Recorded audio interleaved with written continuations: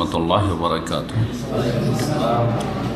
إن الحمد لله نحمده ونستعينه ونستغفره ونعوذ بالله من شرور أنفسنا ومن سيئات أعمالنا.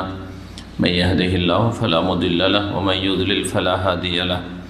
وأشهد أن لا إله إلا الله وحده لا شريك له وأشهد أن محمدا عبده ورسوله صلى الله تعالى عليه وعلى آله وصحبه وسلم تسليما كثيرا. أما بعد. सवाल रकम 60 कैफ़ तकून मुनासहतु शरइय्यतु लिवलातिल उमूर। अल-जवाब मुनासहतु वलातिल उमूर तकूनु बिउमूर मिन्हा अद्दुआ लहुम बिस्सलाहि वल इस्तिकामा लिअन्नहु मिन अस्सुन्नति अद्दुआ लिवलाति उमूरिल मुस्लिमीन वला सिय्यमा फ़ी औक़ातिल इजाबा व फ़िल अमकिनति अल्लती युरजा फ़ीहा इजाबतुद दुआ।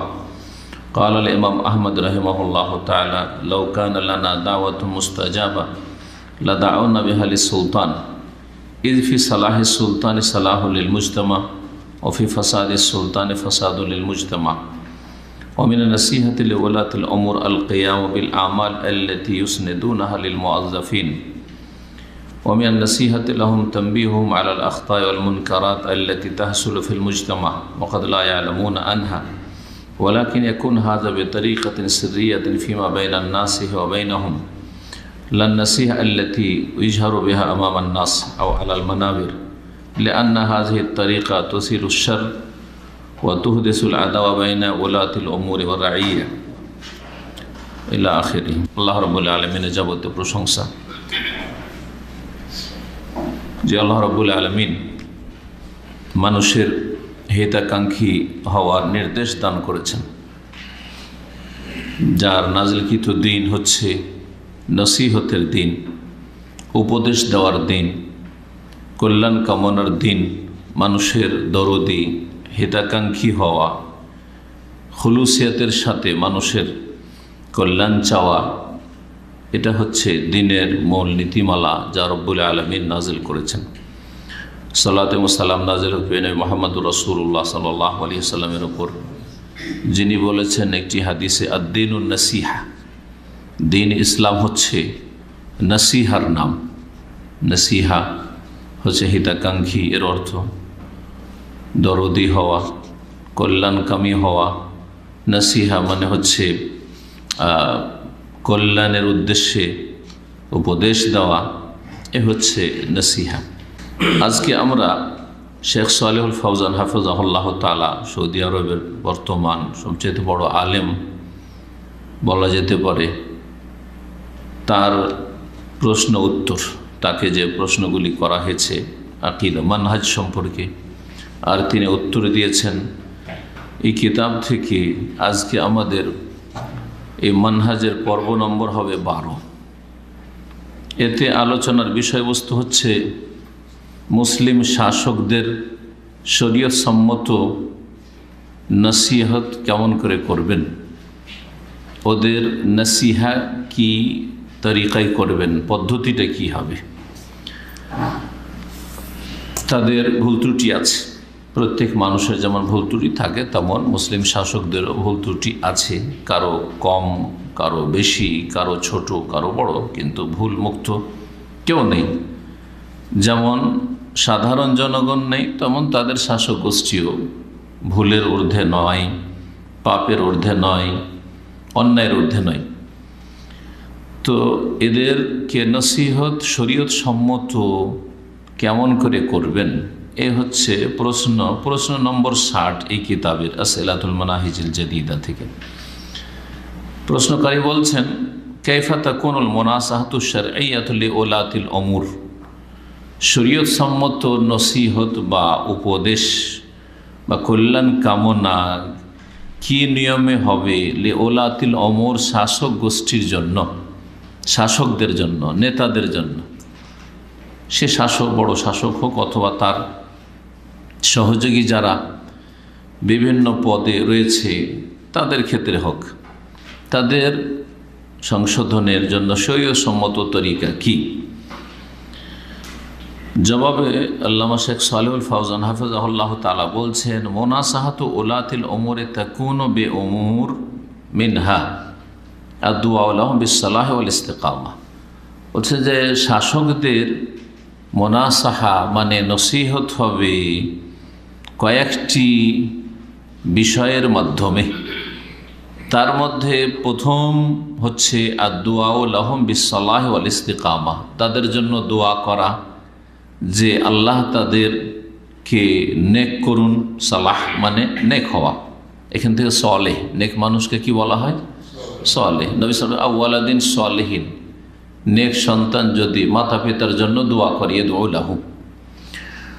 তো মুসলিম শাসকদের জন্য নেক হওয়ার দোয়া করা, যে আল্লাহ মুসলিম শাসকদেরকে নেক বানিয়ে দাও, সৎ বানিয়ে দাও। ওয়াল ইস্তিকামা, এবং তাদেরকে দিনের ওপর অটলতা দান করো। ইস্তিকামা মানে সোজা, ইন্নাল্লাযীনা ক্বালু রাব্বুনা আল্লাহ সুম্মা ইসতাকামু। জি হ্যাঁ, নিশ্চয় যারা বলল আমাদের রব আল্লাহ, অতঃপর তারা সোজা চলল, সঠিক পথে কায়েম থাকলো, প্রতিষ্ঠিত থাকলো। তো দোয়া করতে হবে তাহলে যে আল্লাহ তাদেরকে নেক বানিয়ে দাও এবং তাদেরকে দিনের ওপর অটলতা দান করো। এই দোয়া কেন করবেন বলছেন শেখ সালেহ ফওজান, লিআন্নাহু মিনাস সুন্নাহ, কারণ সুন্নত হচ্ছে, হাদিস দ্বারা প্রমাণিত সুন্নত হচ্ছে যে আদ-দুআ লিউলাতি উমুরিল মুসলিমিন, মুসলিম শাসকদের জন্য দোয়া করা, মুসলিম শাসকদের ইসলাহের জন্য, সংশোধনের জন্য, তাদের নেক হওয়ার জন্য দোয়া করা, এটি হচ্ছে সুন্নত। এই সুন্নতের দলিলগুলি ইনশাআল্লাহ তাআলা শেখ সালেহ ফওজানের উত্তরটা শেষ করিনি, তারপরে দলিলগুলি পেশ করব যা ভাষ্যকার উল্লেখ করেছেন। কারণ এখন দলিলগুলিতে যদি ঢুকে যায় তাহলে শেখ সালেহ ফওজানের কথাগুলি এখানে খাপছাড়া হয়ে যাবে। তো ওনার কথাগুলি শেষ করিনি, তারপরে ইনশাআল্লাহ তাআলা দলিলগুলি উল্লেখ করব। ওয়ালা সিয়ামা ফি আওকাতিল ইজাবা, বলছেন শেখ সালেহ ফওজান যে বিশেষ করে যেই সময়গুলিতে দোয়া কবুল হয়, হাদিস দ্বারা প্রমাণিত বিভিন্ন সময়গুলিতে দোয়া কবুল হয়, ওই সময় দোয়া করতে হবে যে আল্লাহ আমাদের শাসকদেরকে বা মুসলিম শাসকদেরকে বিশ্বের নেক বানিয়ে দাও। জি, এই জন্য দেখেন জুমা মসজিদে জুমার খুতবাতে খেয়াল করবেন আপনারা, দ্বিতীয় খুতবার শেষ দিকে যে দোয়াগুলি করা হয় তার মধ্যে একটি দোয়া সবসময় যে কোনো খতিব থেকে শুনবেন সৌদি আরবে, আল্লাহুম্মা আসলিহ আইম্মাতানা ওয়া উলাতা উমুরিনা। যদি এতদিন খেয়াল না করে থাকেন তো এরপরে খেয়াল করবেন, আল্লাহ তুমি আসলে ইসলাহ করে দাও বা নেক বানিয়ে দাও আইম্মাতানা, আমাদের শাসকদেরকে বা আমাদের ইমামদেরকে, নেতাদেরকে, ইমামের বহু বচন আইম্মা, আমাদের নেতাদেরকে, ওলাতা উমুরিনা, এবং আমাদের শাসকদেরকে, তাদেরকে কি করে দাও? আসলেহ, তাদের ইসলাহ করো, তাদের নেক বানিয়ে দাও, হ্যাঁ, তাদেরকে সালাহ নেক জীবন দান করো। সময়ের দিক থেকে খেয়াল রাখতো কোন সময়গুলিতে দোয়া করে, যেমন আপনি আপনার জন্য ভালো সময়গুলির খেয়াল রাখেন যে এই সময়গুলিতে দোয়া কবুল হয় তো আমি দোয়া করব, যেটা এখন বলার সময় নেই। এর জন্য আর একটা বিষয় আমাদের আলোচনা আছে, পাবেন ইনশাআল্লাহ তাআলা, অথবা আরও কোরআন হাদিসে যারা আলেম আছে তাদের আলোচনায় পাবেন কোন কোন সময়গুলিতে দোয়া কবুল হয়। আপনাকে একজন মুসলিম হিসাবে জানতে হবে, যেহেতু আপনার প্রয়োজন সবসময় দোয়া, এবং বিশেষ বিশেষ বেশ কিছু স্থানও আছে, সেই স্থানগুলিতে দোয়া কবুল হয়। যেমন কিছু মুহূর্ত সময় আছে ওই সময়গুলিতে বেশি দোয়া কবুল হয়, তেমনই কিছু স্থান আছে যেগুলিতে দোয়া বেশি কবুল হয়। ওয়াফিল আমকিনা, এবং ওই জায়গাগুলিতে দোয়া করতে হবে আল্লাতী ইউরজা ফিহা ইজাবাতুদ দোয়া, যেই জায়গাগুলিতে দোয়া কবুলের আশা করা যেতে পারে। দোয়া কবুলের জায়গা জানা আছে আরাফাতে, আজান ইকামতের মাঝখানে, ওটাও সময় সফর অবস্থায় দোয়া কবুল হয়। ঠিক, সফরে যখন আছেন যেখানে জায়গার মধ্যে সাফা মারওয়ার উপরে দোয়া কবুল হয়, সাফা মারওয়ার উপরে, এই জন্য তো সাফা তার মারওয়াতে দোয়া আছে, সাফা এবং মারওয়া পাহাড়ের উপরে দোয়া কবুল হয়। তারপরে দোয়া কবুল হয় জামরাতে পাথর মেরে, দুই জামরাতে, জি হ্যাঁ, দোয়া কবুল হয়। ইমাম আহমদ রাহিমাহুল্লাহর উক্তি আছে শাসকদের ক্ষেত্রে দোয়া করার ব্যাপারে, বলছেন লাউ কানা লানা দাওয়াতু মুস্তাজাবা, তিনি বলতেন যে আমার দোয়া যদি কবুল হইতো এটা নিশ্চিত জানতাম। কার যে কখন দোয়া কবুল হয় এটা তো জানা নেই, না জানা আছে? কেউ বলতে পারবে না যে আমার দোয়া সবসময় কবুল হবে। কেউ যতই নেক লোক হন, হ্যাঁ, আমার সব দোয়া কবুল হবে এটা কারো পক্ষে বলা সম্ভব না, একমাত্র রাসূলুল্লাহ সাল্লাল্লাহু আলাইহি ওয়াসাল্লাম যার কাছে ওহী হয় সেটা আলাদা কথা। কিন্তু আর তারপরে নবী সাল্লাল্লাহু আলাইহি ওয়াসাল্লাম তো দোয়া করেছিলেন একবার, তিনটি, তো দুটা কবুল হয়েছিল, একটা হয়নি, তাই না?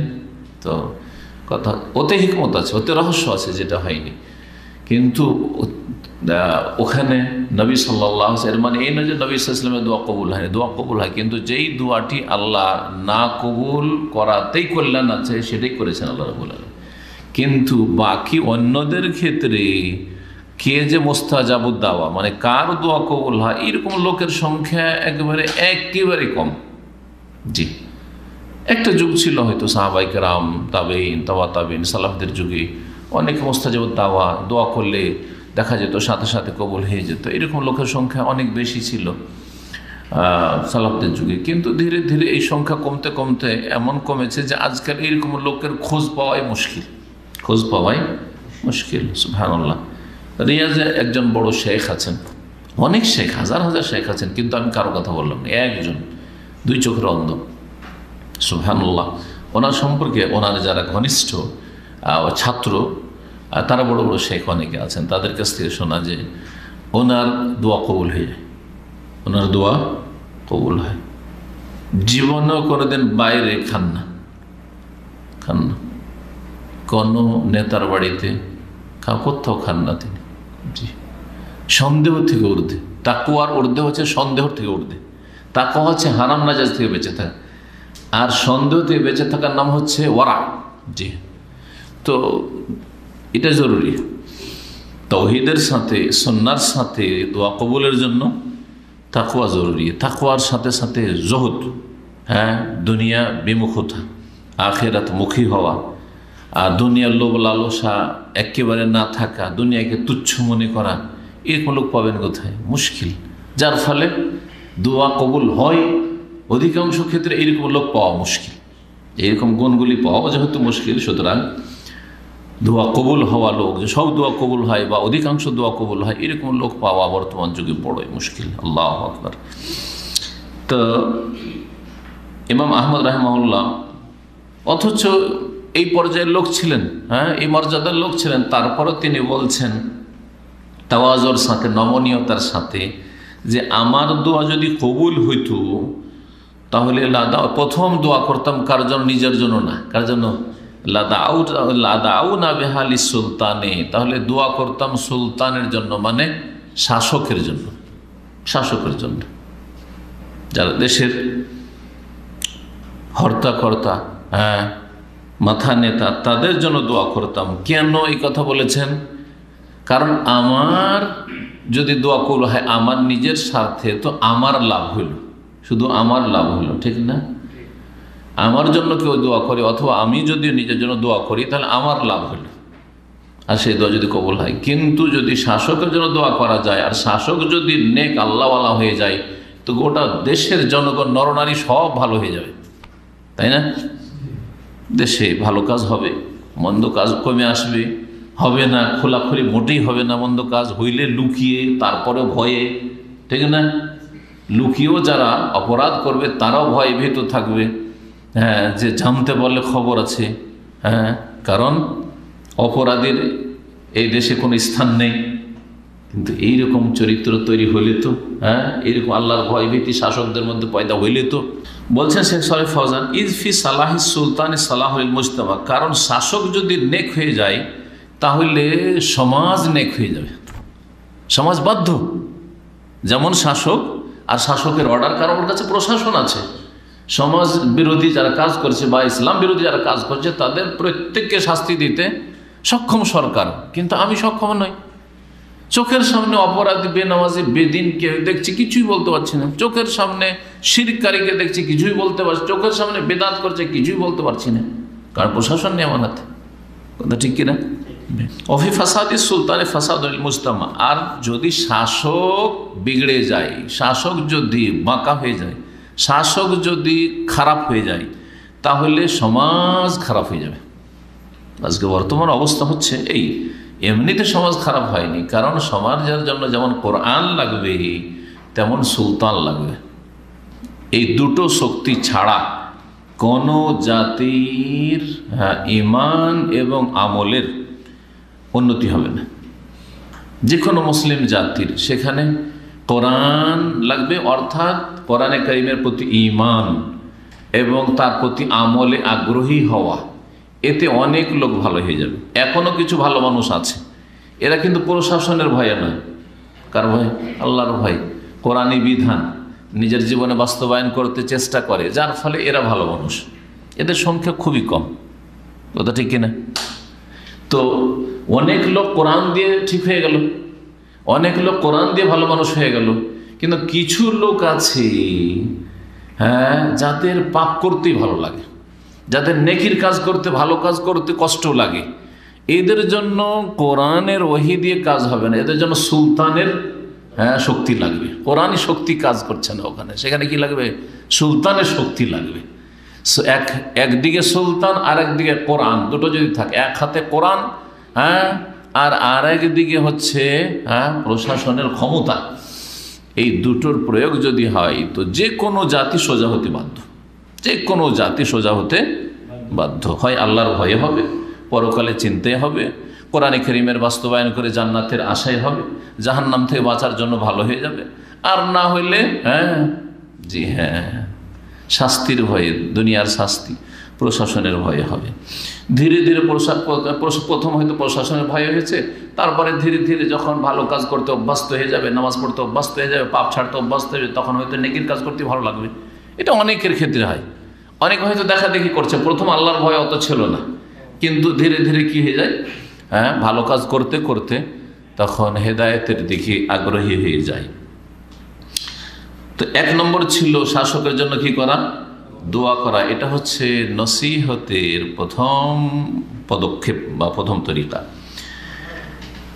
দ্বিতীয় তরিকা হচ্ছে অমিনান নাসিহাতিল ওলাতিল উমুর, শাসকদের জন্য হিতাকাঙ্ক্ষী হওয়া বা নসিহাত অন্তর্ভুক্ত হচ্ছে আল কিয়াম বিল আমালিল্লাতি ইউসনিদুনাহা লিল মুআজ্জাফিন, সে সমস্ত কাজকর্ম সঠিকভাবে সম্পাদন করা, সে সমস্ত দায়িত্ব সঠিকভাবে পালন করা যেগুলি দেশের কর্মচারীদেরকে, আমলাদেরকে, যারা বিভিন্ন দায়িত্বে রয়েছে সরকারি বিভিন্ন দফতরের, তারা সেসব দায়িত্বগুলি সুন্দরভাবে পালন করবে। এটা হচ্ছে সরকারের জন্য বা মুসলিম শাসকের জন্য হিতাকাঙ্ক্ষী হওয়া, কল্যাণকামী হওয়া, নসিহা করা, যা আপনি ভালাই চান।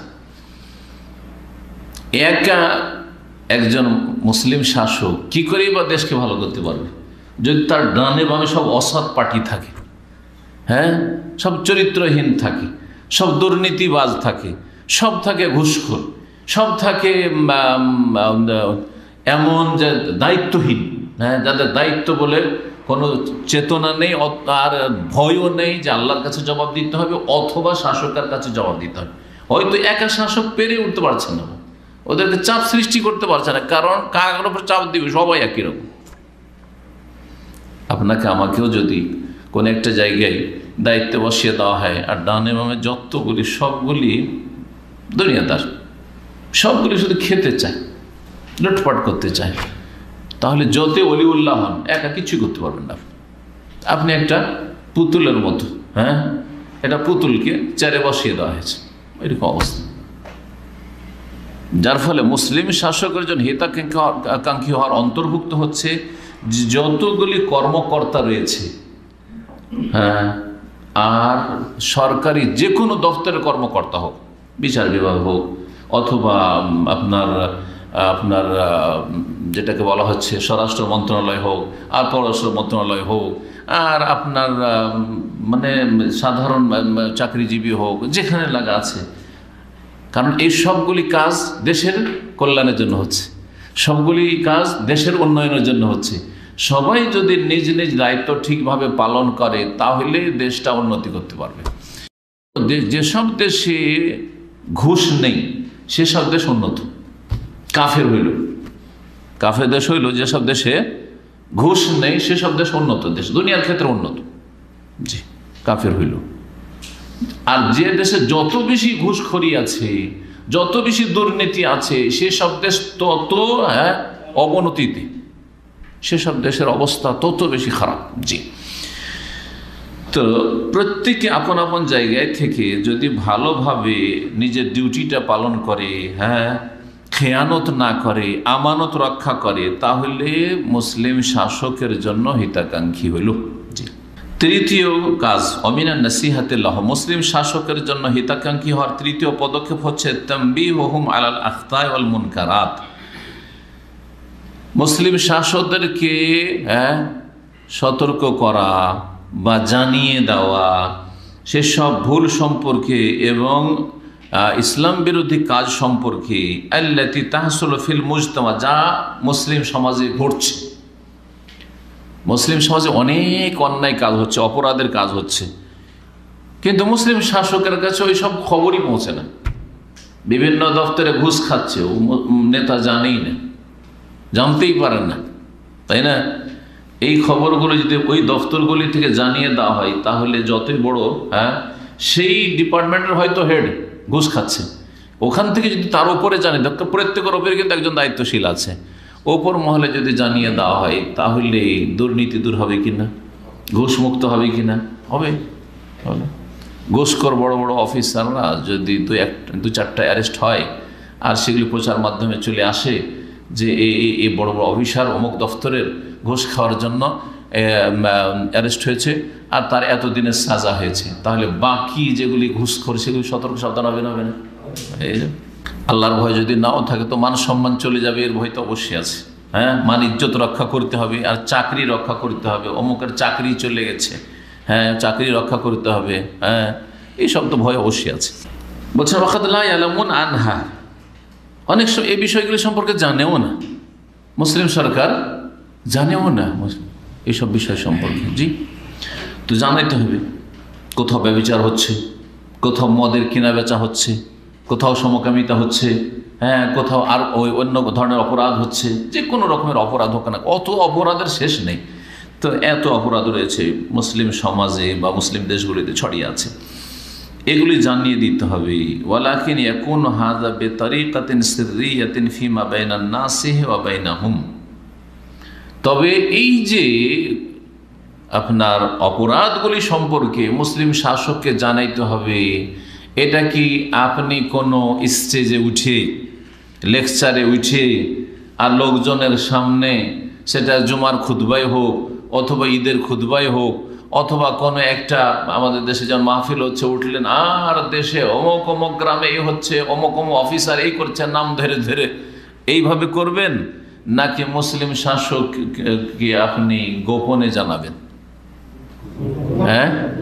গোপনে জানাইতে হবে, গোপনে জানাইতে হবে। কারণ এই অপরাধগুলি সম্পর্কে যদি খোলাখুলি বলা হয়, তাহলে অনেক অপরাধী আছে, অনেকগুলি ক্ষতির দিক আছে, তার মধ্যে একটা ক্ষতির দিক। অনেকে কিন্তু জানেন না যে এই জায়গাগুলিতে এই অন্যায় কাজের সুযোগ আছে, আর ওরা হচ্ছে ওই রকম অপরাধী। ওরা জেনে নিল তাহলে যে অমুক অমুক জায়গায় মদ পাওয়া যায়, অমুক জায়গাতে নারী ব্যবসা, দেহ ব্যবসা চলে, অমুক জায়গায় নাউজুবিল্লাহ সমকামিতা চলে, তাই না? অমুক হোটেলে এই হয়, তাহলে খারাপ লোকগুলি তো ওখানে সুযোগ নেবে, তাহলে যদি সংশোধন না হয়। সুতরাং এইসব খবরগুলি যে মুসলিম শাসকের কাছে পৌঁছাতে হবে, সেটা গোপনে পৌঁছাতে হবে। লান্নাসিহা আল্লাতী ইয়াজহারু বিহা বা ইউজহারু বিহা আমামান নাস, এমন নসিহত নয় যে মানুষের সামনে, লোকজনের মাঝে একেবারে প্রকাশ্যে বর্ণনা করে দিলেন, আলাল মানাবির অথবা মেম্বারে চড়ে, স্টেজে চড়ে, বক্তব্যে মাইকিং করে, না না না, এইসব না।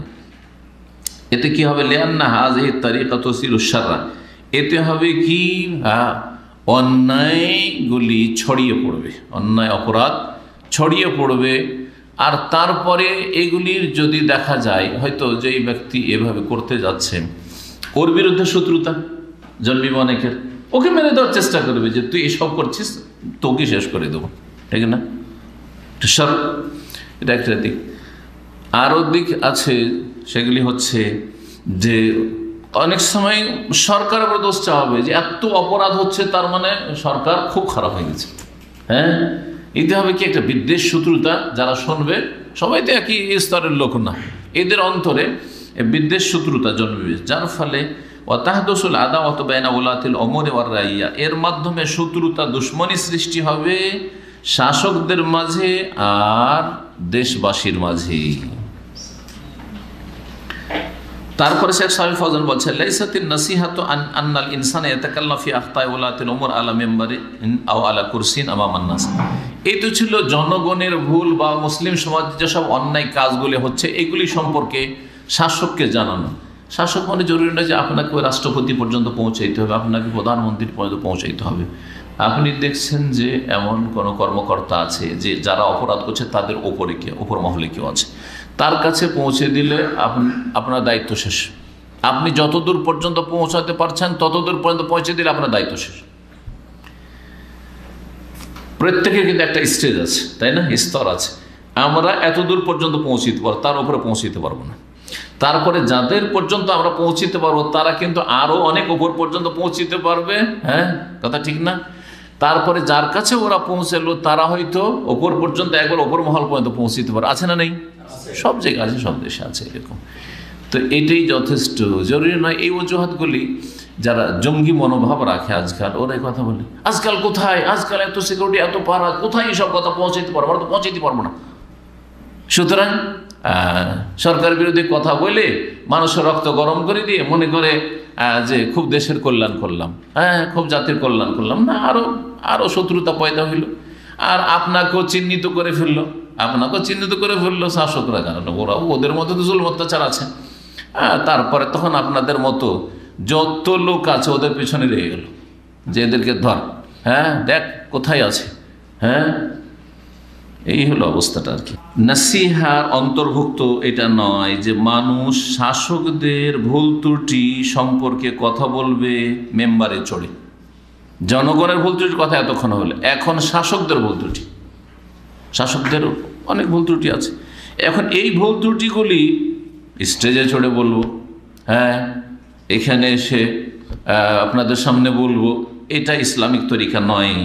আও আলা কুরসিন আমামান নাস, চেয়ারে বসে গেছে, স্টেজে বসে গেছে অথবা মেম্বারে দাঁড়িয়ে গেছে আর বলছে হাযা লা ইয়াখতুমুল মাসলিহা, এতে লাভ হবে না। ওয়া ইন্নামা ইয়াজিদুশ শাররা শাররান, বুরাই আছে, অন্যায় আছে, আরও অন্যায়কে বৃদ্ধি করবে। যতটা অন্যায় আছে আরও অন্যায়কে কি করবে? বৃদ্ধি করবে। কিছু ভালো মানুষ ছিল, যেই ভালো মানুষগুলিকে তখন কোণঠাসা করা হবে, হ্যাঁ সেগুলিকে ভিতরে ঢুকিয়ে দেওয়া হবে, সেগুলির পিছনে লেগে যাবে, যেখানে সেখানে এমন করে দেবে। দেখেন এর কারণে অনেক লোকেরা, আজকাল যে বর্তমান পরিস্থিতি, অনেক লোকেরা দাড়ি রাখতে চায় কিন্তু একদিকে ঈমান দুর্বল, রাখবো কি রাখবো না, আর একদিকে দাড়ি রাখলে বিভিন্ন জায়গায় হয়রানির যে আশঙ্কা, যার ফলে না ভাই ওসব ঝামেলাই যাব না, যাক। পিছনে কারণ কি? কারণ হচ্ছে এক শ্রেণীর জঙ্গিরা যে দাড়ি রাখলেই তো জঙ্গি বলবে, হ্যাঁ কারণ দাড়ি দেখে দেখে তো ধরছে। এক শ্রেণীর এইরকম জঙ্গিদের কারণে এই অবস্থা তৈরি হয়েছে। ইন্নামান নাসিহাতু আন তাত্তাসিলা বিউলাতিল উমুরি শাখসিয়ান আও কিতাবিয়ান আও আন তারিকি বাযিল্লাযিনা ইয়াত্তাসিলুনা বিহিম। তাহলে সরকারের কাছে বা মুসলিম শাসকের কাছে আপনি আপনার নাসিহার কথা, আপনার উপদেশের কথা কেমন করে পৌঁছাবেন? বলছেন যে আপনার নাসিহা বা উপদেশ পৌঁছাবেন শাখসিয়ান, ব্যক্তিগতভাবে পৌঁছানো। এটা ফরজে কিফায়া না ফরজে আইন? অন্যায়ের প্রতিবাদ করতে হবে, এটা ফরজে কিফায়া না ফরজে আইন? এটা বুঝতে হবে। এই কথাগুলি বোঝার জন্য ফরজ হচ্ছে দুই রকম, একটা হচ্ছে ফরজে আইন মানে প্রত্যেকের ফরজ, আর একটা হচ্ছে ফরজে কিফায়া মানে কিছু লোকের একজন দুজন করলেই কাজ হয়ে গেল, তাই না? মুসলিম জাতির বা দেশবাসীর কিছু লোকের এই কাজটা দায়িত্ব পালন করলেই কাজ হয়ে গেল, না হলো না, ফরজে কিফায়া এটা। এখন এই কাজটি অন্যায়ের প্রতিবাদ করতে হবে, ফরজে আইন না ফরজে কিফায়া? ফরজে আইন নয়। কার উপরে ফরজ হবে? যখন দেখছে আমার ছাড়া আর কোনো বিকল্প নেই, তখন ওর উপরে ফরজ হবে। আর যখন দেখা যাচ্ছে যে আমরা এতগুলি লোক আছি আর এর মধ্যে একজন একটা অন্যায় কাজ করলো, এর মধ্যে এই অন্যায়ের প্রতিবাদ একজন করলেই যথেষ্ট, এর মধ্যে দেখেন সবচাইতে ছোট জনও আছে এখানে, আর সবচাইতে বড় জনও আছে। হ্যাঁ, অনেক সময় আবেগীয় আমি প্রতিবাদ করব, কেন করব না, না বড় যখন আছে তার দ্বারা যদি এর প্রতিবাদটা হয় বা সংশোধনের চেষ্টা করা হয়, তাহলে সেটা হয়তো বেশি ফলপ্রসূ হবে, সেটা বেশি উপকারী হবে, তার কথা কার্যকরী হবে। কিন্তু ছোটর কথা শুনলে অহংকারী হয়ে যাবে, হয়তো অহংকারী হয়ে যাবে। বড়র কথা শুনলে মাথাটা ঝুঁকিয়ে নেবে, যে কথা বল আসলে ভুল করছি।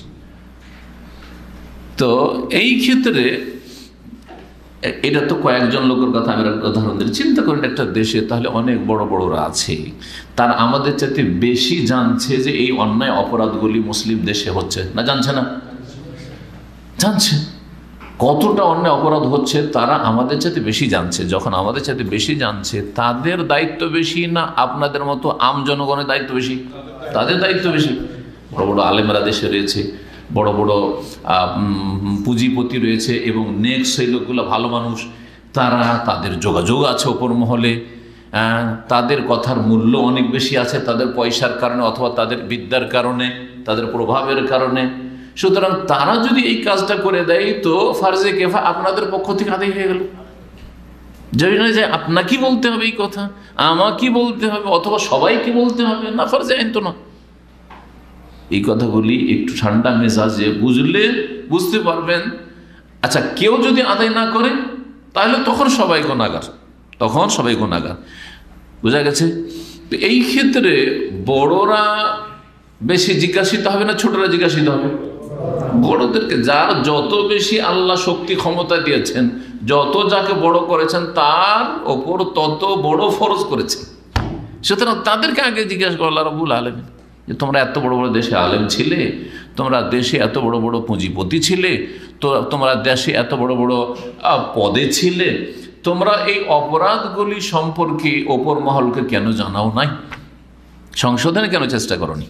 তো বলছেন যে সরাসরি যোগাযোগ করবে, অনেকে আছে সরাসরি যোগাযোগ করতে পারবে, জি, অথবা কিতাবিয়া লিখিতভাবে আজকাল লিখিতভাবে পার্সোনাল, দেখেন ওদেরকে মেসেজ দেওয়া যেতে পারে, অনেক ব্যবস্থা আজকাল আছে, জি হ্যাঁ। আও আনতারিকে বাজিল্লাযিন ইয়াত্তাসিলুনা বিহিম, অথবা নিজে হয়তো সরাসরি লিখতেও পারলেন না, বলতেও পারলেন না, কিন্তু কিছু এমন লোকের আছে যাদের যোগাযোগ ওপর মহলের সাথে আছে। তো এই যাদের যোগাযোগ ওপর মহলের সাথে আছে তাদের কাছে কথাগুলি পৌঁছে দেবেন যে দেখেন দেশে এই সব অন্যায় অপরাধগুলি হচ্ছে, এগুলি সম্পর্কে আমরা তো পৌঁছাতে পারছি না, এই কথাগুলি আপনারা ওপর মহলে পৌঁছে দিবেন, আপনাদের কাছে পৌঁছে দিলাম, আর আমাদের দায়িত্ব আমরা পালন করলাম, আপনারা এখন আপনাদের দায়িত্ব পালন করবেন। যথেষ্ট নয়? জি অবশ্যই। এবং আপনার এই নসিহতটা পৌঁছে দেবেন, উপদেশটা পৌঁছে দেবেন গোপনে, যেখানে আপনি আর যাদেরকে পৌঁছালেন তারা জানবে, তৃতীয় পক্ষ জানবে না, এখন ইসলামিক সেন্টারে ধরেন এখানে দায়িত্বশীলরা আছে, এখানে কোনো ভুল ত্রুটি অন্যায় কাজ হচ্ছে, সে সম্পর্কে জানানোর জন্য আমি পার্সোনাল একা জানাবো না আপনাদের সামনে জানাবো? পার্সোনাল জানাবো, যাতে কারো মানহানি না হয়। হ্যাঁ, আপনাদের সামনে যদি জানাই তো এটা তাদের লাঞ্ছিত করা হলো না, নাসিহা হলো না, ওটার নাম হচ্ছে ফাজিহা, ওটা হচ্ছে অপদস্থ করা, লাঞ্ছিত করা, মানহানি করা। আর মানুষের ঈমান তো দুর্বল, অনেক সময় অহংকারী করে দেওয়া, হ্যাঁ, বরং অনেক সময় প্রতিশোধ নেওয়ার মন মানসিকতা তৈরি হয়ে যাবে যে এরকম কাজ করলো, আচ্ছা ঠিক আছে ওকে দেখছি। শেখ সালেহ ফৌজান বলছেন ওয়ালাইসা মিনান নাসিহাতি আইযান আন্নানা নাকতুবু নাসিহাতান, এই তরিকাগুলি বিভিন্ন দেশে আছে, সেজন্য বলছেন যে এটাও উপদেশের তরিকা নয়, এটাও নসিহার পদ্ধতি নয় যে আমরা একটা নসিহা উপদেশ লিখলাম, মানে দেশে এই অন্যায়গুলি হচ্ছে, অপরাধ হচ্ছে, এটা লিখার পরে কি করলো, ওয়ানাদুরু বিহা আলান নাস, আর তারপরে জনগণের কাছে যাচ্ছে, গ্রামে গ্রামে বিভিন্ন শহরে বিভিন্ন লোকের কাছে যাচ্ছে, আর যাওয়ার পরে বলছে যে আপনারা সব সাইন করেন, পিটিশন দেবো সরকারের কাছে, আমরা কি করব, প্রতিবাদ লেটার লিখেছি, এতে আপনারা সাইন করেন যে আমরা সব এটাকে সমর্থন করছি, করে না? আও আলা কুল্লি ওয়াহিদ, প্রত্যেকের কাছে যাচ্ছেন, অথবা বিভিন্ন লোকের কাছে যাচ্ছেন, লিওয়াক্কিউ আলাইহা, যাতে করে তার ওপর সাইন সই করে, স্বাক্ষর করে। ওয়া নাকুলু, আর বলবো হাযিহি নাসিহা, এটা হলো আমাদের নসিহত, এটা সরকারকে আমরা কি করছি, উপদেশ দিচ্ছি, নসিহত করছি। লা, শেখ বলছেন না না না, এটা নসিহতের তরিকা না। যত করে লোকের কাছে সাইন নিতে গেলেন, তারাও তো জানলো, যখন তাদের কাছে সাইন নিতে গেলেন, তাদের আশেপাশে চারপাশে যারা বসে আছে, কি ব্যাপার ছিল, কি ব্যাপার ছিল, কি জন্য এসেছিল, বলছে এইরকম ব্যাপার আছে, সবাই জানলো। গোটা দেশে এসব অপরাধগুলি সম্পর্কে জানাজানি হয়ে গেল। বলছেন যে এইটি নসিহত নয়, হাযিহি ফাদিহাতুন, এটি হচ্ছে লাঞ্ছিত করা, এটি হচ্ছে অপদস্থ করা, এটি হচ্ছে অপমানিত করা, মানহানি করা। হাযিহি তুতাবারু মিনাল উমুর আল্লাতী তুসাব্বিবু শুরুর, এগুলি সেসব কর্মকাণ্ডের অন্তর্ভুক্ত যেগুলিতে আরও দেশে অন্যায় অপরাধ বেড়ে যাবে।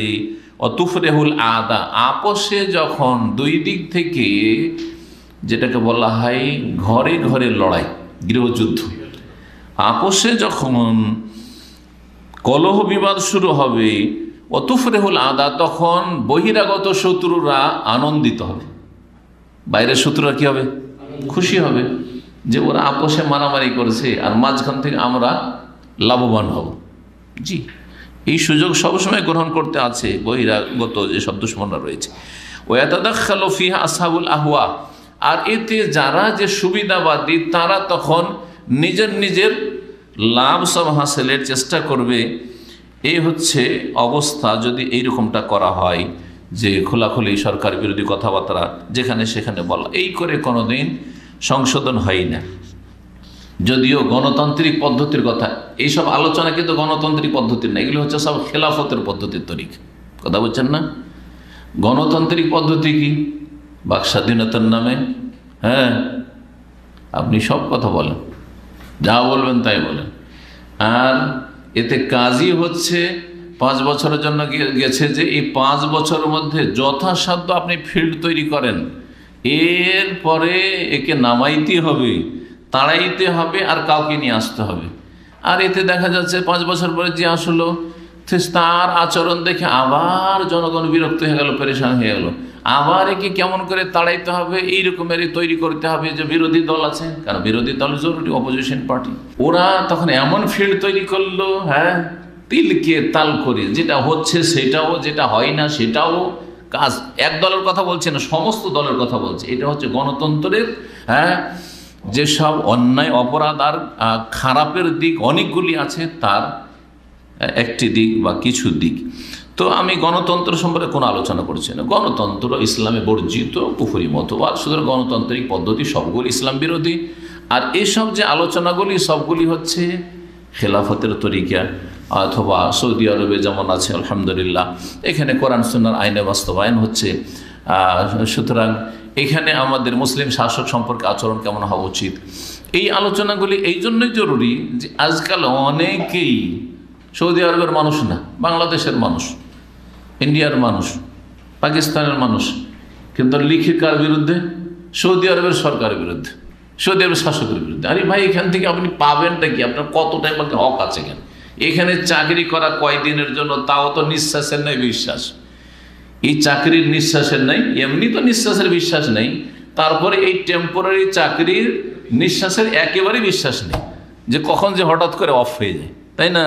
আর তার মধ্যে এত বিদ্বেষী মনোভাব, আর উঠে পড়ে লেগে যাওয়া, অভিযান চালানো একবারে আজকাল সোশ্যাল মিডিয়াতে সৌদি আরবের বিরুদ্ধে লেখালেখি, যেটা আজকে পৃথিবীর মধ্যে ভুল ত্রুটি থেকে কেউ মুক্ত না, কিন্তু এই সমস্ত দেশের মধ্যে মোটামুটি একটা আদর্শ দেশ, যে অন্তত ইসলামের আইনের বাস্তবায়ন আছে, ইসলামিক আদালত আছে, যেখানে কাজীগুলো সব আলেম শেখ, তারা কোরআন হাদিস পড়া পৃথিবীতে কোথাও আছে কোনো মুসলিম দেশে?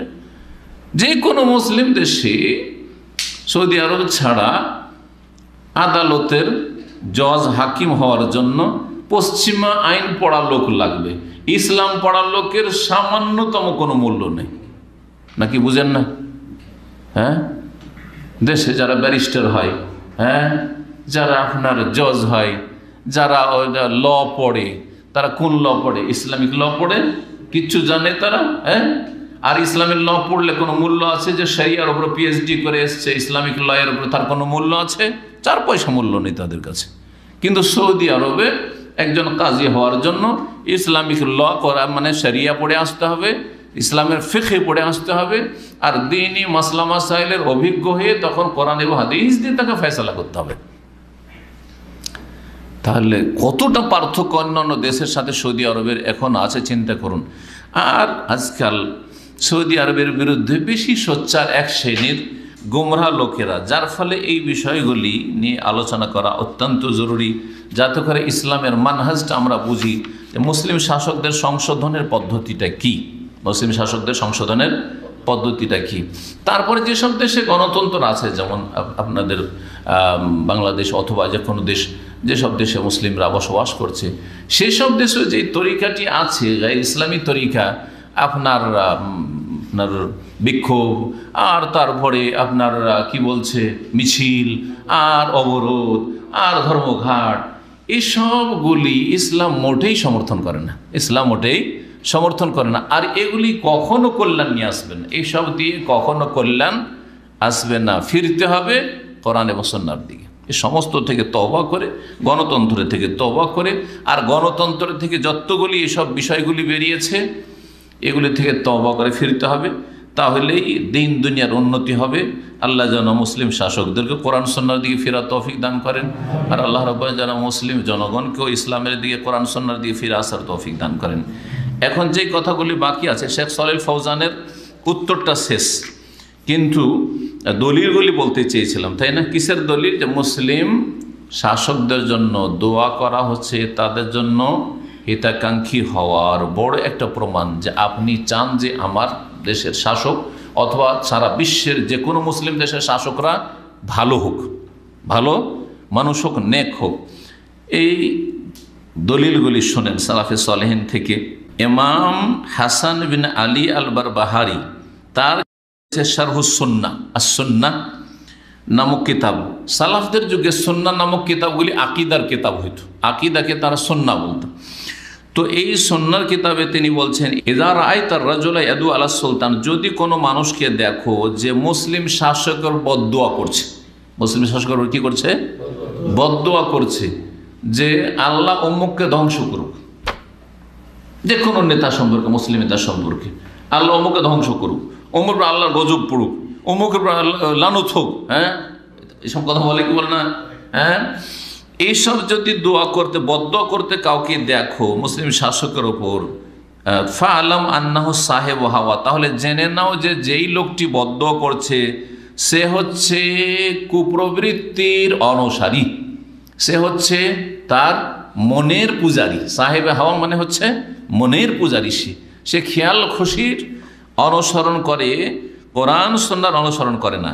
ওয়াইদা রাআইতার রাজুল ইয়াদুল সুলতান, আর কোনো মানুষকে যদি দেখো যে মুসলিম শাসকের জন্য নেক দোয়া করেছে, যে আল্লাহ তাদেরকে হেদায়েত কায়েম রাখো, তাদেরকে ভালো রাখো, তাদেরকে সৎ করো, এবং তাদের মাধ্যমে দেশের কল্যাণ করো, তাদেরকে দিয়ে ইসলামের খেদমত নাও, ইসলামকে শক্তিশালী করো, এসব যদি দোয়া করে, ইয়াদুল সুলতান বিস সালাহি, নেক হওয়ার দোয়া করে, ফাআলাম আন্নাহু সাহেবুস সুন্নাহ, তো জেনে নাও যে সেই ব্যক্তি হচ্ছে সুন্নতের অনুসারী, সেই ব্যক্তি হচ্ছে সুন্নতের অনুসারী।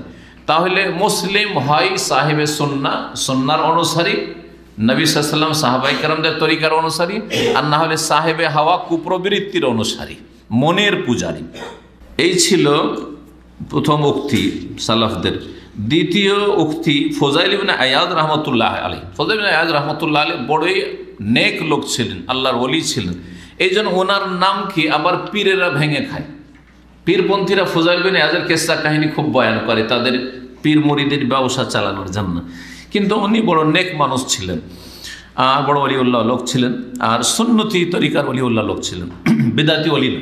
তিনি বলছেন, লাউ কানা লি দাওয়াতু মুস্তাজাবা মা সাইয়ারতুহা ইল্লা ফিল ইমাম, যদি আমার দোয়া কবুল হতো, যেমন ইমাম আহমদ বিন হাম্বলের উক্তি বললাম, আমার দোয়া কবুল হইতো এটা নিশ্চিত জানতাম, তাহলে সেই দোয়াটি একমাত্র শাসকের জন্য করতাম। কিলা লাহু, তখন তাকে জিজ্ঞাসা করা হইল, ওয়া কাইফা যালিকা ইয়া আবু আলী, হে আবু আলী, ওনার কুনিয়াত উপনাম ছিল আবু আলী। ফুযাইল ইবনে আয়াদ রাহিমাহুল্লাহকে কেউ জিজ্ঞেস করলেন, তার ছাত্ররা, যে এটা কেমন কথা, আপনি দোয়া করবেন আপনার জন্য অথবা আপনার পরিবারের জন্য, আপনার দেশের জনগণের জন্য দোয়া করবেন, মুসলিম শাসকের জন্য শুধু দোয়া করবেন কেন? কালা মাতাসাইয়ারতু ফি নাফসি লাম তাজুজনি ওয়া মাতাসাইয়ারতু ফিল ইমাম ফাসালাহুল ইমাম সালাহুল ইবাদ ওয়াল বিলাদ। বলছে যদি দোয়া আমি করি নিজের জন্য তাহলে আমি শুধু নিজেই পাবো, আর কেউ পাবে না, আর কেউ পাবে না। ওয়া মাতাসাইয়ারতু ফিল ইমাম, আর যদি দোয়া করি মুসলিম শাসকের জন্য যে আল্লাহ ওকে ভালো করে দাও এবং ওর দ্বারা দিনের খেদমত নাও, ওকে শক্তিশালী করো, ওর দ্বারা দিনকে শক্তিশালী করো, তাহলে কি হবে? ফাসালাহুল ইমামে সালাহুল ইবাদ ওয়াল বিলাদ। ইমাম যদি নেক হয়ে যায় তাহলে দেশের আল্লাহর বান্দারা সবাই নেক হয়ে যাবে এবং দেশও সুন্দর হয়ে গড়ে উঠবে, দেশও সুন্দর হয়ে গড়ে উঠবে। দেখেন টাকা পয়সার ক্ষেত্রেও যদি ধরেন তো আমাদের দেশগুলিতে যে দুর্নীতি হয়, ওপর থেকে পাস হয় কত কোটি টাকা, আর খোঁজ নিয়ে দেখেন যে প্র্যাকটিক্যাল ফিল্ডে কয় টাকা পৌঁছেছে, পার্সেন্টেজ কত পৌঁছেছে, 10% পৌঁছেছে কেন খোঁজ নিয়ে দেখেন। তাহলে যদি মুসলিম শাসক নেক হয়ে যায় আর তার সাথে যারাই তার সহযোগী আছে তারা নেক হয়ে যায়, তাহলে এই টাকাগুলো কি মারা যাবে? মরে, কারণ প্রত্যেকের বেতন আছে, প্রত্যেকের মোটা অঙ্কের বেতন আছে। একটা সাধারণ সরকারি কর্মচারীকে এতটা বেতন দেওয়া আছে যা দিয়ে তার সংসার চলবে যথেষ্ট। তার উপর মহলে যারা আছে তাদেরকে কত টাকা বেতন দেওয়া হচ্ছে, বেতনও খাচ্ছে আবার এখানে মেরেও খাচ্ছে, হ্যাঁ, আর রাতারাতি বড় লোক হয়ে যাচ্ছে। আর এই দিকে প্রজেক্টগুলি যেগুলি হচ্ছে সেগুলি একেবারে কোনো কাজের থাকছে না, এসব অন্যায় অপরাধের কারণে। মুসলিম শাসক নেক হয়ে গেলে দেশও গড়ে উঠবে, বেলাত আর এবাদ, আর দেশের মানুষরাও ভালো মানুষ হয়ে যাবে। হিলিয়াতুল আউলিয়ার 8ম খণ্ড 91 পৃষ্ঠায় রয়েছে। 3 নম্বর উক্তি ইমাম আহমদ রাহিমাহুল্লাহ, তিনি তার ছেলেও শেখ ছিলেন। ইমাম আহমদের ছেলেও একজন শেখ ছিলেন, আবদুল্লাহ, শেখ আবদুল্লাহ, ইমাম আবদুল্লাহ। উনি নিজের ছেলেকে লিখেছেন, ওয়াইন্নি আসআলুল্লাহ আযজা ওয়া জাল আন ইউতিলা বাকা আমিরুল মুমিনিন, আমি আল্লাহ রাব্বুল আলামিনের কাছে দোয়া করি যেন আল্লাহ আমিরুল মুমিনিনকে দীর্ঘায়িত করেন, দীর্ঘ আয়ু দান করেন। ওয়া ইউসাব্বিতাহু, এবং আমিরুল মুমিনিনকে আল্লাহ দিনের ওপর অটল রাখেন। ওয়া ইউমিদ্দাহু মিনহু বিমাউনাতিন, এবং আল্লাহ যেন তাকে তার সাহায্য দিয়ে তৌফিক দান করেন। ইন্নাহু আলা কুল্লি শাইইন কাদির। অথচ শুনেছেন হয়তো যে ইমাম আহমদ রাহিমাহুল্লাহর যুগে মুসলিম যে খলিফা আমিরুল মুমিনিন ছিল সে ছিল ভ্রান্ত আকিদার লোক, হ্যাঁ, মুতাজিলা আকিদার লোক ছিল। এবং মুতাজিলা আকিদার অনেকগুলি গুমরাহির বড় একটি গুমরাহি ছিল যে কোরআন হচ্ছে আল্লাহর মখলুক সৃষ্টি। আর এই কথা জবরদস্তি মানিয়ে নেওয়ার জন্য চেষ্টা করেছিল ইমাম আহমদকে যে আপনি ফতোয়া দেন যে কোরআন আল্লাহর মখলুক। তিনি রাজি হননি, যার ফলে ইমাম আহমদ রাহিমাহুল্লাহর ওপর যে চাবুক মারা হয়েছিল, যেই চাবুক কোনো হাতিকে মারলেও বাঁচত না, কিন্তু আল্লাহ তাকে বাঁচিয়ে রেখেছিলেন। কিন্তু তিনি এক কথাই বলতেন, বেহুশ হয়ে যেতেন একটা করে চাবুক মারলে, আর তারপরে যখন হুঁশ ফিরত আবার তাকে বলা হয়তো যে আপনি বলেন যে কোরআন মখলুক, তিনি এক কথায় উত্তর দিতেন যে ইতুনি বি আয়াতিন মিন কিতাবিল্লাহ আও হাদিসিন আন রাসূলিল্লাহ সাল্লাল্লাহু আলাইহি ওয়াসাল্লাম। একটি আয়াত নিয়েছেন আল্লাহর কিতাব থেকে, কোরআন থেকে, যে কোন আয়াতে আছে যে কোরআন আল্লাহর মখলুক সৃষ্টি, অথবা একটি রাসূলুল্লাহ সাল্লাল্লাহু আলাইহি ওয়াসাল্লাম হাদিস নিয়ে আসেন যে কোন হাদিসে আছে যে কোরআন হচ্ছে আল্লাহর মখলুক। কোনো জবাব নেই মুসলিম শাসকের কাছে। মুসলিম শাসকের যারাই জাল্লাত জালেম তাদের কাছে কোনো জবাব নাই, কিন্তু জবরদস্তি মানিয়ে নেবে। কারণ এই মুতাজিলা ফিরকার যে সব গুমরাহ আলেমরা ছিল তাদের বিভ্রান্তির শিকার হয়ে এই আমিরুল মুমিনিন অথবা সেই যুগের আমিরুল মুমিনিন মানে খলিফা, সেই যুগের আব্বাসী খলিফা গুমরাহ হয়ে গেছিল। আল্লাহ রাব্বুল আলামিন যেন আমাদেরকে গুমরাহ শাসকদের অনিষ্ট থেকে হেফাজত করেন এবং ভালো শাসক দান করেন। এই কথাটিও রয়েছে ইমাম আবদুল্লাহ, যে ইমাম আহমদ বিন হাম্বলের ছেলে, তার একটি কিতাব রয়েছে কিতাবুস সুন্নাহ, তার 1ম খণ্ড 104 পৃষ্ঠা। আর ইমাম যাহাবী রাহমাতুল্লাহ আলাইহির প্রসিদ্ধ একটি কিতাব রয়েছে অনেকগুলি খণ্ডে, সেই কিতাবটির নাম হচ্ছে সিয়ারু আলামিন নুবালা। এই কিতাবের 11 খণ্ড মানে 11 নম্বর খণ্ড 387 পৃষ্ঠা। এতক্ষণ যেগুলি আলোচনা করলাম সালাফে সালেহিন আইম্মায়ে কেরাম তাদের পক্ষ থেকে দলিলগুলি, একটি হাদিস আপনাদেরকে শোনাই। হাদিসটি রয়েছে মুসনাদে আহমদে তৃতীয় খণ্ড 404 পৃষ্ঠা। ইবনে আবি আসেমের সুন্নাহ কিতাবে রয়েছে 1096, মুস্তাদরাক হাকিমে রয়েছে তৃতীয় খণ্ড 290 পৃষ্ঠায়।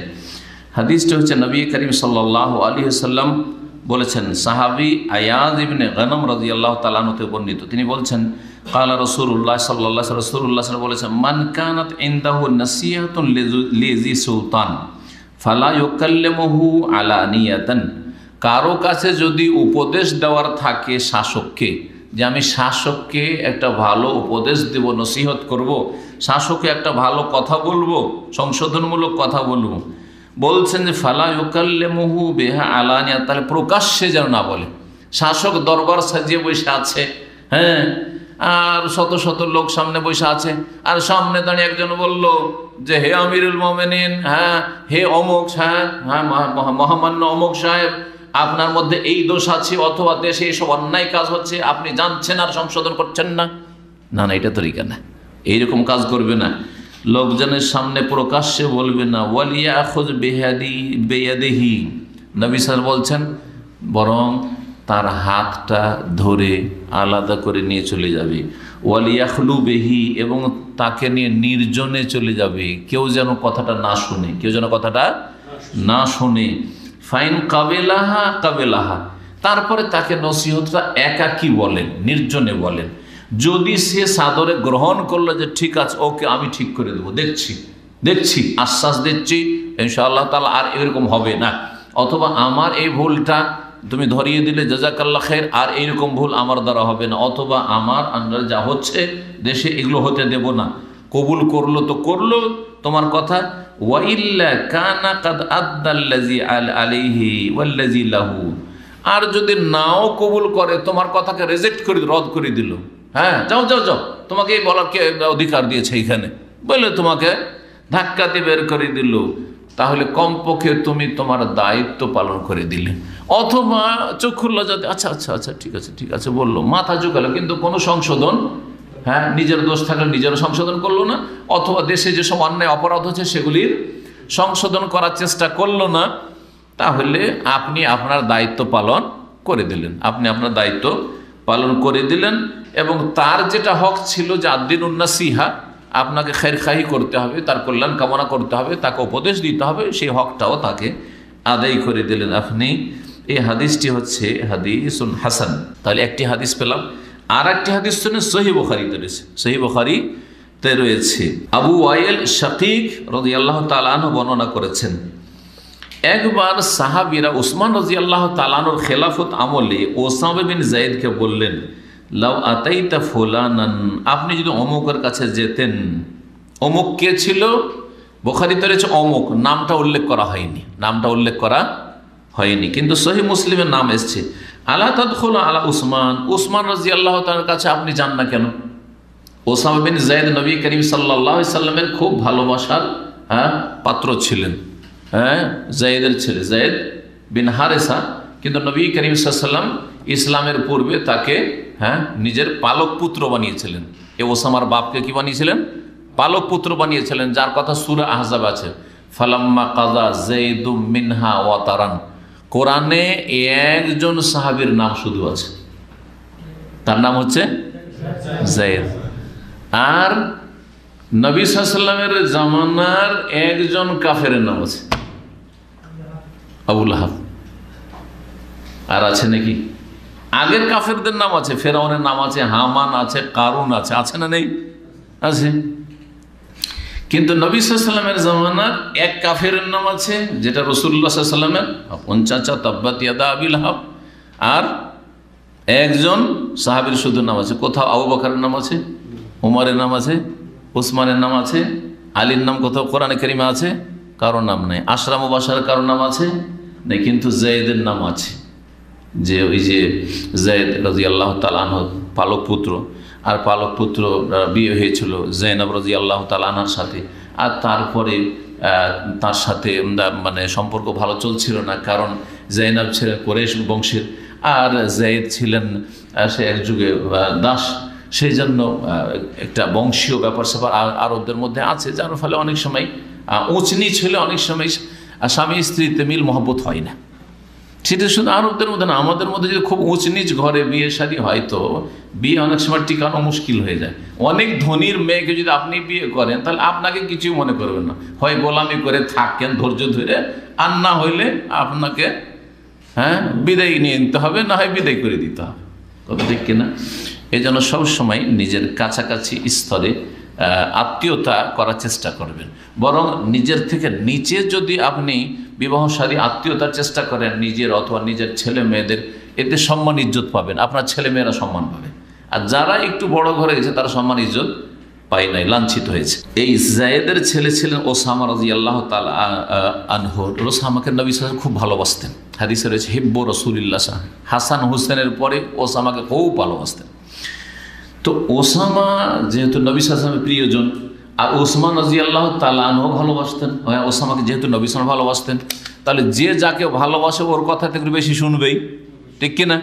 তো এই জন্য অন্যান্য সাহাবীরা ওসমান রাদিয়াল্লাহু খেলাফত আমলে যখন ওসমান রাদিয়াল্লাহু তাআলা আনহু সম্পর্কে সমালোচনা শুরু হয়েছিল, সেই সমালোচনাগুলির সামান্য কিছু একটু ছিল হয়তো, কিন্তু সেটাতে একেবারে মরিচ মশলা দিয়ে তিলকে তাল করে অনেক বড় করে দেওয়া হয়েছিল। আসলে ব্যাপারগুলো ওই রকম ছিল না, জি হ্যাঁ, কিন্তু ভুল বুঝাবুঝি ছিল।